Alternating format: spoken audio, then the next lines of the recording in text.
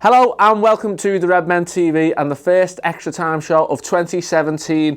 It's been a bit of a busy period over the Christmas and New Year, but we've got through it. And following Liverpool's 2-2 draw, we had Simon Mignolet posting on Twitter, "Shame we couldn't get all 3 points to start 2017. We'll keep pushing though. Thanks for the support."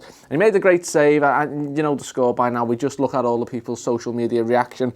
He made a great save, and he's putting himself out there on Twitter to kind of, say that he's still here while Karius is chasing him down. Wasn't the result we wanted, but I tell you what, if we'd have been given the chance to get 4 points from 6 against City and Sunderland, we'd have probably taken it. Before that, we did play Manchester City. Great 1-0 win. Clavon was star of the show. I wonder who called that on the Uncensored match build-up. I don't know. Bobby Firmino, he went on Twitter and said, "Great win. Wish you all have a happy new year," with his hands up there. It was a good win, and what more can be said for that? The team spirit is feeling quite high, morale's quite high, even if fitness and fatigue might be quite low. So there was a picture put out there by Divock Origi and then the rest of the lads with all the team saying basically Happy New Year. Look, Lucas Leiva looking like he's been waiting for a clothes order, and just as he's got in the shower, someone's knocked on the door. He's went, "Oh shit," and had to run and get in the picture. But no, it's nice to see the lads, and hopefully we can push on for the new year. What are the New Year's resolutions you'd like to give to specific players and the team in general? And moving on, we had a former Liverpool guy in Luis Suarez there. He's moved on to pastures now, but it's just nice to check in on him sometimes. He's happy. Happy New Year to all, and thanks for all your support. So yeah, it was the same across the board with all the ex-players and all the current players, wishing everyone a Happy New Year. In other news, Alberto Moreno made his 100th appearance for Liverpool. He said, "I am a Red," or Rojo, as a YouTube pronunciation video told me. Where will Alberto Moreno be in the next 100 games? I know he did come on for James Milner. Does he still have a future? We've asked that many times before. Are we looking at the likes of Cresswell or the guy at Leicester? Who knows?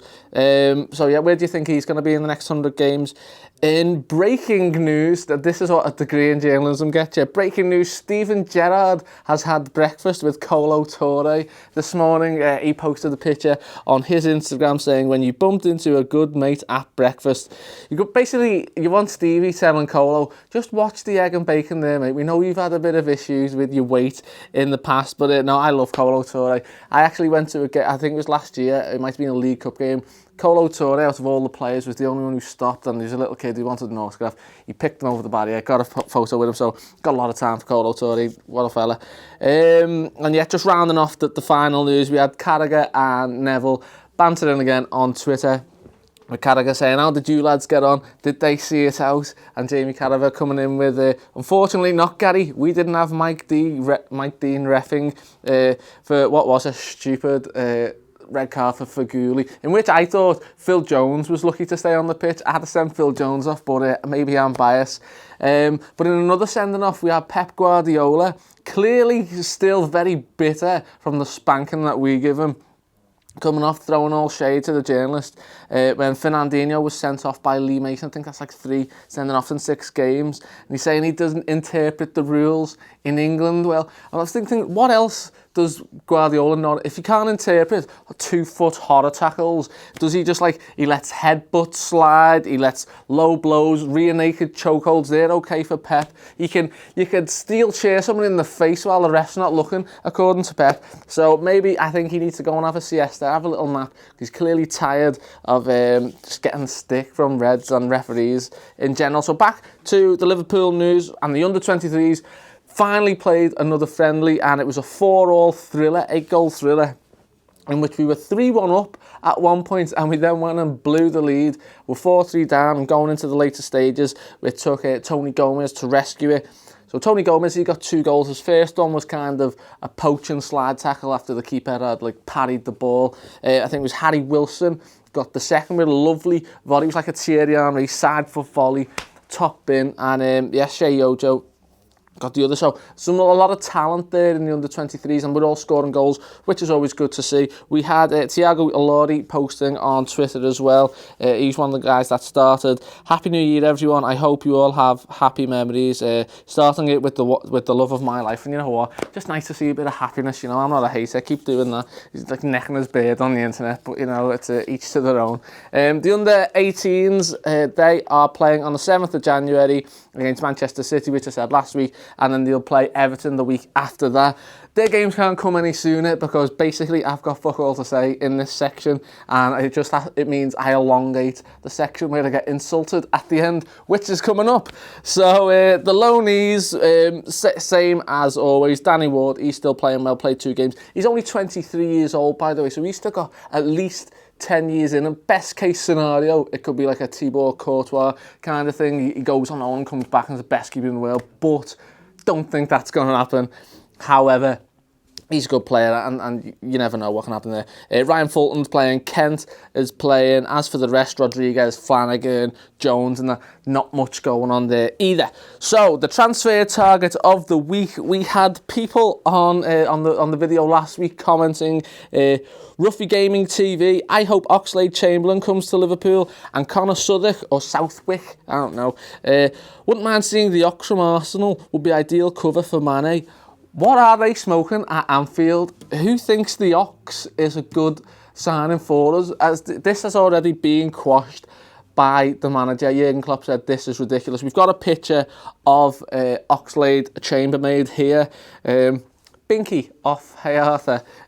So we know he's fast. We know he's got a bit of skill. I've watched Oxlade for a few years, and it seems he's got the pace, got the quality. He just doesn't have the final delivery, and I don't know, he can be in and out of games.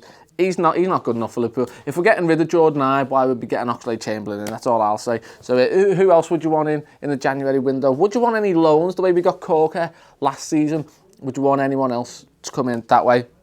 And moving on, just a quick show really. Comments of the week. I set the challenge to have a song with Sturridge in, and my winner goes to Morgan Murphy, who said, defences watch out, defences don't cry, the couples start to shout, I'm telling you why, Daniel Sturridge is scoring tonight. Didn't get any upvotes, and a few banded around it, but yeah, a lot of people saying, a lot of people are showing me support, and I do always read the insults because they're funnier and we like to have a bit of humour. But just to show you that I'm feeling the love, we've got Alejandro Levine. Lewis, you're doing a great job. 38 likes. Go on the boys. Cools McGee, what a name. Go Lewis. MC Patel. I do hope he is like an Indian rapper. He goes, love you, Lewis. Look forward to the Extra Time show just because of you. I do get some love, but what really brings me down to earth is if you're going to be a hater, if you're going to be a troll, at least put the effort in like this lad. With my mate WhatsApped me this, he said, I could, the name was The Cunt No One Likes, which I thought was a good one for me. My mate posts to me on WhatsApp, and this guy says, I could see Lewis being a big screen star. Well, I say big screen. What I mean is, he'd be the bit part actor who always gets shitty lines, if he gets any at all. And it's the first one to get bumped off in generic low-budget slasher flicks. Now that, I'll give you that, that's probably one of the best ones we've had. Danny Galen, or Gillen, or whatever it is, please, for the love of God, stop those wordplay jokes. The show is not something to be proud of, as it is. I put my heart and soul into this, mate. It's like 3 hours research, recording it. I do my own editing. I mean, like, who the hell do you think you're talking to? You know what, I can't even keep a straight face. Call back for myself there. But no, you know what, Cooper Stephen too said, this is honestly the best content on this channel. The Extra Time show is boss. And it's all content, mate. It's all about under 23, it's all social media, all content. So thanks for watching, thanks for the support. Going into the new year, we'll see the season out. We'll get there in the end, lads, don't worry. So my questions for you this week are, where will Moreno's next 100 games be? Who are your January targets? And should we be looking at the loan market as like a different approach? And if you've got any New Year's resolutions for specific players, what are they and why? Do you want people going down the line more, cutting in more, just watching the weight a bit more? Let me know. Happy New Year. Please like, please thumb up, subscribe, share it if you've got any friends. Maybe you haven't, who knows. But thanks for watching and take it easy.